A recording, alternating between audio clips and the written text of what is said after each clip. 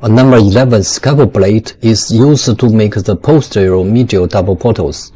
The two portals run along the ulnar nerve course at a distance of 2.5 cm above and below the medial epicondyle. A 2.7 mm trocar with sheath and a switch stick are separately introduced through the two portals to bluntly dissect the subcutaneous soft tissue.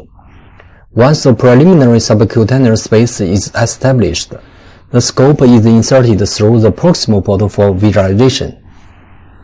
A 4 mm full radius shaver is introduced through the distal portal to further expand the subcutaneous working space both proximally and distally. A radiofrequency device is then inserted through the distal portal to expose the cubital tunnel retinaculum. The proximal part of the ulnar nerve is exposed and released from the triceps. With the portals switched, a scope is inserted through the distal portal.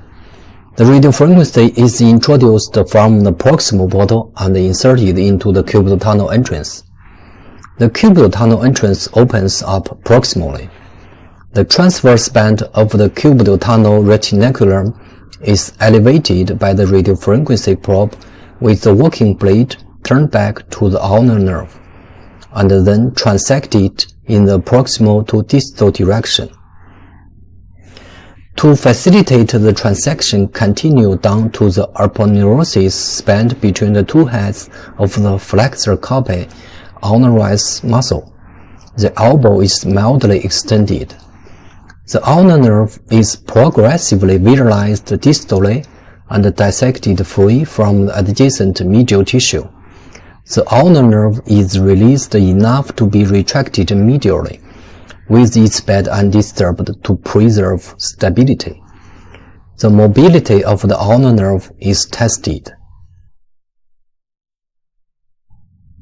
To form a fixed medially retraction for the ulnar nerve, a blunt-tipped 2 mm K-wire is inserted from the proximal portal to retract the ulnar nerve medially and penetrate through the medial intermuscular septum.